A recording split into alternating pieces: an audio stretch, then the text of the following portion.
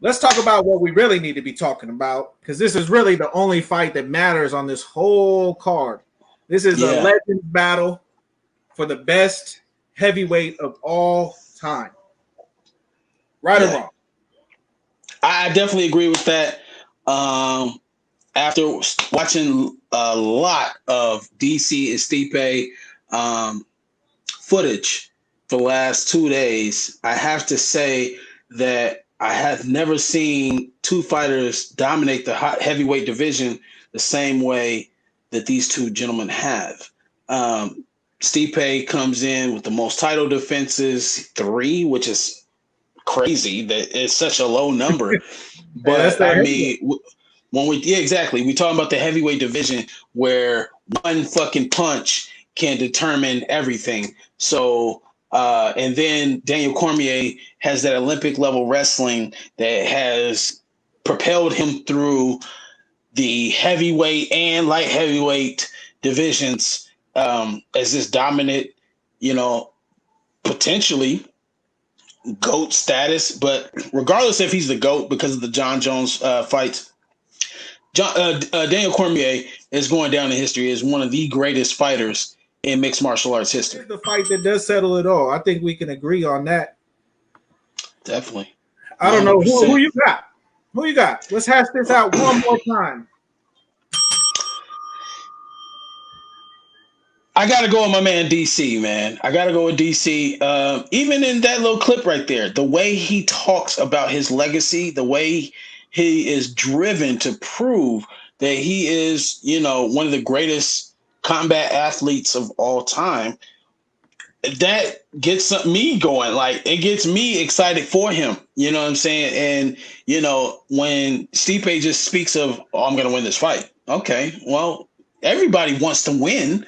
Nobody likes losing. So with that being said, I just feel like DC's passion is going to drive him to another victory. And he's going to ride off in the sunset, two-time heavyweight champion. I, it's hard to argue with that for sure. I mean, everything you said is very factual. The thing is, you left out that Stipe is the longest reigning heavyweight champion of all time. He also has a win over the most feared man in the division as of today. And he won the last fight after getting beat up, where he could have quit very easily and just said, you know what, fuck it, I get my ass whooped, I just chop it up.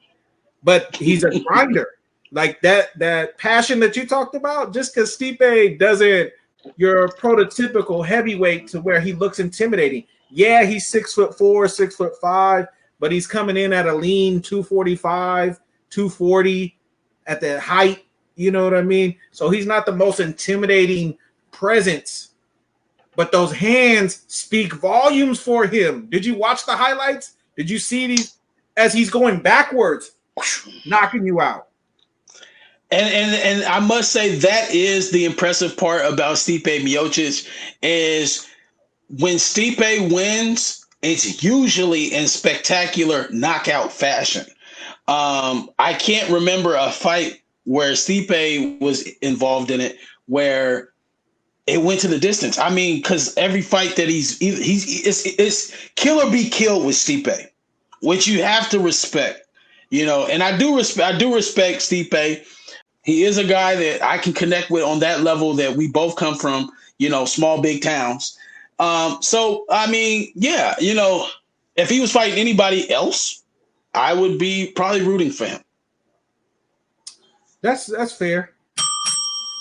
But the thing is, I don't know if I can choose this fight until actual weigh-ins, because I think EC's body is going to tell me we're on this schedule where these guys are training at home at this point. They're not in their gyms doing their normal workouts. So it's like, what kind of shape is DC really in? Is he really out here running heels by himself, pushing himself like he would in a regular camp with Khabib and all these guys in there pushing him?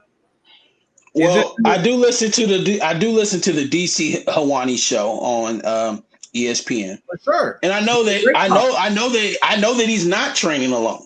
He has a lot of his AKA guys. Even Luke Rockhold came out of fucking hiding and started training with him. He has his old camp, so to speak, back. The only member that's missing seems to be Khabib, who's stuck in Russia. You know, so I mean, he's going full throttle for this. The thing with Stipe is he's being very secretive about his training.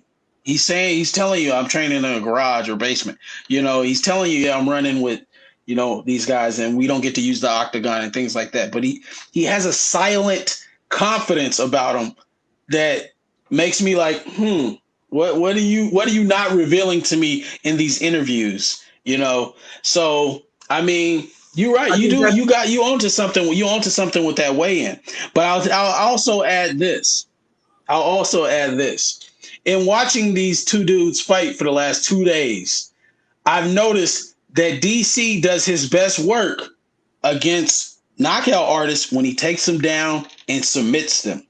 Derek Lewis, Anthony Rumble Johnson, anybody that he feels is a threat to knock him out, he takes them down and then submits them. The only person he has not done that to in 2 fights is Stipe. So I'm wondering, is that the plan? Is that the plan coming into this third fight? Is to secure a win by taking this motherfucker down, which we all know he can do, and get the submission for 5 rounds. Though, does he have? My thing is, does he have the gas tank? Because I've watched Stipe weather the storm with Nagano. I don't know how he made it through that. I watched him weather the storm in the last fight with DC, where he was getting wrestled, taken down. He was getting outstruck. Those leg kicks at the beginning were real vicious to slow him down. I just don't know if DC, he's an older. This is an older DC. This isn't the 38-year-old DC against Bones Jones. This is a 41-year-old DC that, yes, he's a very good speaker. I watch his show also, and I'm listening. You know, I'm trying to pick up little indicators and clues, but you're a great speaker. I just watched Woodley talk about he's in Thailand and focused, and then he gets fucking The Rock show by Average Joe, the teacher, and then he comes smoked by Burns. So it's like you could talk a good game, but you have to come out and deliver. Stipe is the type that I see some anger brewing in him where he's like, you guys really think that DC's on my level?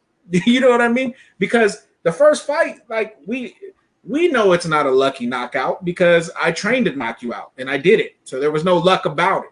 But you're like, if that didn't happen, would you really have won that fight? That's the thing. Who knows? And we talked about this. We have our little theories. We talked about how that fight was very close after he just went to war with Francis, who in turn, neither one of these guys, I think, want to fight him next. They're not looking forward to that. So DC is take his belt right off to the sunset, like you said. But Stipe's going to have to fight Francis again if he holds this belt. He's not going to be able to run from this. And